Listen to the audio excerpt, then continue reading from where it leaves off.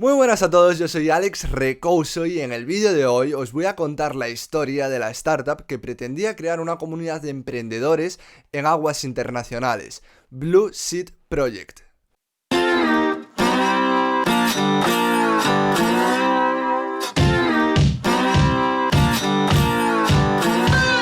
Para entender la motivación de este proyecto tenemos que remontarnos al año 2008, cuando Wayne Gramlich y Patrick Friedman crearon la organización sin ánimo de lucro The Sea Staying Institute, o TSI. El objetivo de esta organización era crear comunidades móviles autónomas en plataformas marítimas en aguas internacionales. Según la Convención de las Naciones Unidas sobre el Derecho del Mar, la zona económica exclusiva de un país se limita a 200 millas náuticas de la costa, que son aproximadamente unos 370 kilómetros. Más allá de esta frontera se encuentra la alta mar o aguas internacionales, que no se rigen por las leyes de ningún estado, salvo por las de la bandera bajo la cual navega un barco. La hipótesis del TSI es que estas comunidades se podrían beneficiar de esta especie de vacío legal para experimentar con nuevas formas de gobierno o simplemente para dar más libertad a los ciudadanos de un determinado país para que pudieran salir del mismo.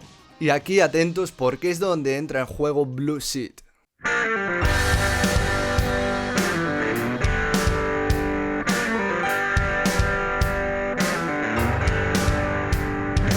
Blue Seed pretendía poner a flote un barco en aguas internacionales cerca de Silicon Valley para crear una comunidad de emprendedores sin visado y servir a la vez de incubadora de empresas. Los fundadores de Blue Seed, Max Marty y Dario Mutabdzija,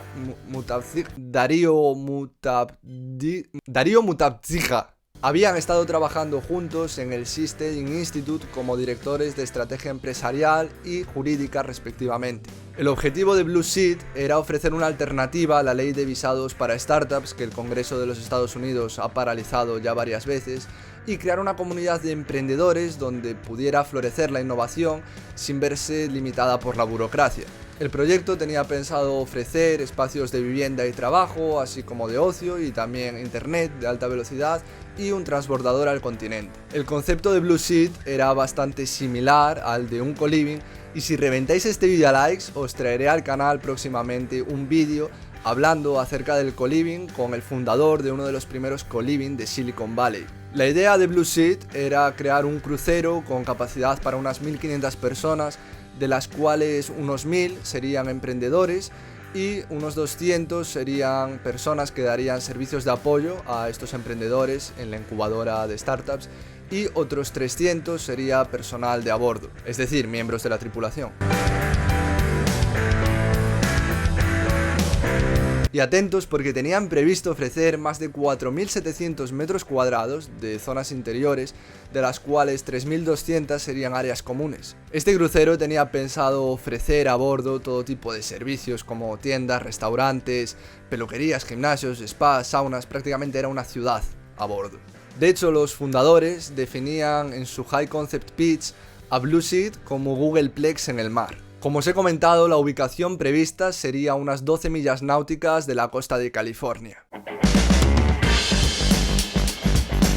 De esta forma, emprendedores no estadounidenses podrían trabajar en sus startups sin necesidad de un visado de trabajo en los Estados Unidos, el H-1B. Además, estarían próximos a Silicon Valley y podrían viajar al continente más fácilmente con visados de turista como el B1 o el B2. Y Estados Unidos estaría muy atento a que esto se cumpliera, porque a pesar de que Blue Seed estaría en aguas internacionales, estaría en la denominada zona contigua, por lo que se vería obligado a no incumplir ninguna de las leyes de los Estados Unidos en materia de fiscalidad o inmigración. Es decir, podrían estar allí presentes siempre y cuando no tuvieran intención de explotar recursos naturales o de infringir alguna de las leyes de los Estados Unidos. De hecho, en 2013 Blue Seed anunció que se habían llevado a cabo negociaciones exitosas con la Guardia Costera de los Estados Unidos en materia de fiscalidad y logística, por lo que la Guardia Costera de los Estados Unidos habría dado el visto bueno a este proyecto.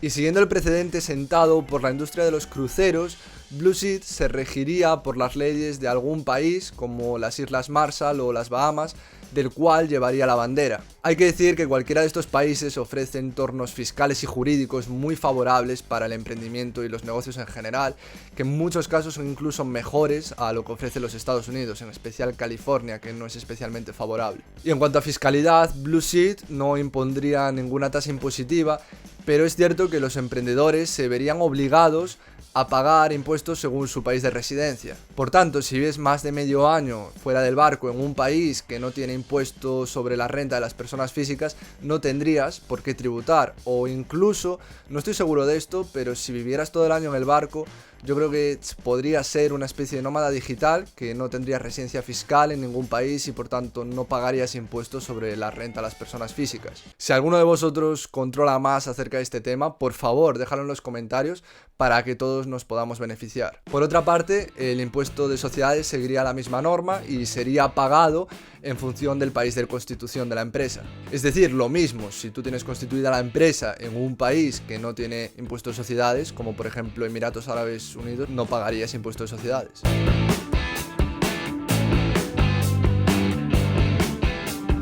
Y en cuanto al dinero, atentos porque el precio no es tan descabellado, ya que oscilaría entre los $1.200 y los $3.000 al mes y ofrecerían también a cambio una pequeña participación en el capital social de Blue Seed. En cuanto al origen de la idea, el cofundador Marty afirma que esta idea se le ocurrió cuando estaba de crucero en 2011 como inspiración al problema que había visto en muchos compañeros universitarios que se tenían que marchar de los Estados Unidos una vez terminada la carrera, ya que no se podían quedar allí a trabajar en startups o a emprender una. Pero es bastante curioso porque una chica llamada Teresa Klein participó en un concurso elaborado por el TSI en el año 2010 en la que quedó segunda y ofrecía una idea bastante similar. Además, Marty fue uno de los jueces de este concurso. Cuando se le ha preguntado a Marty acerca de esto, ha comentado que la idea original de Teresa difería de la suya en que se centraba únicamente en trabajadores que pretendían obtener el visado H1B,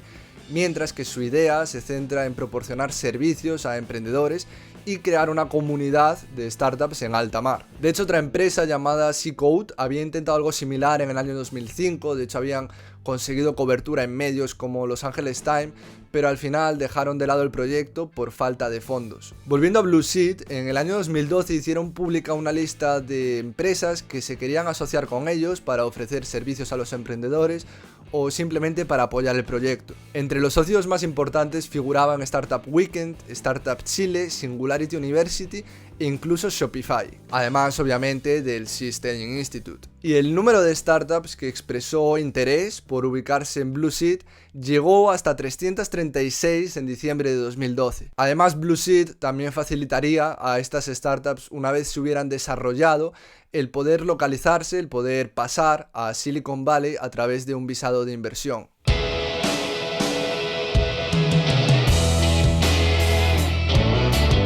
Y el proyecto de Blue Seed alcanzó una gran cobertura mediática cuando Peter Thiel, el cofundador de PayPal, donó $500.000 al TSI. Además, Peter Thiel también se ofreció a liderar la primera ronda de financiación semilla de Blue Seed, nunca mejor dicho, en la que finalmente no participó. E incluso llegó a hablar acerca de la viabilidad del proyecto en su ensayo The Education of a Libertarian, en el que ya en el año 2009 comenta que el futuro de la libertad pasa por el ciberespacio, el espacio exterior y las aguas internacionales.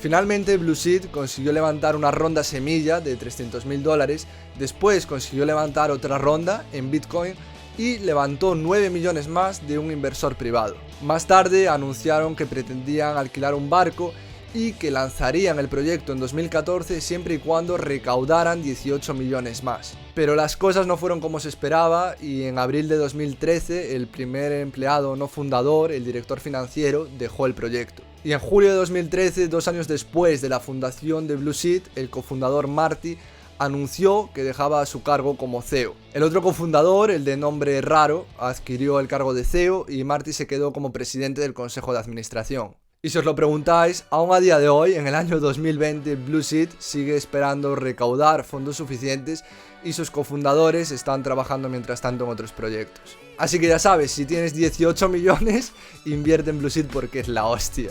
Y nada, hasta aquí el vídeo de hoy. Lo dicho, reventad el botón de likes y no olvidéis suscribiros para no perderos nuevos vídeos cada semana hablando sobre las startups de Silicon Valley, emprendimiento, tecnología e innovación. Muchísimas gracias por el apoyo que le estáis dando al canal y hasta la próxima.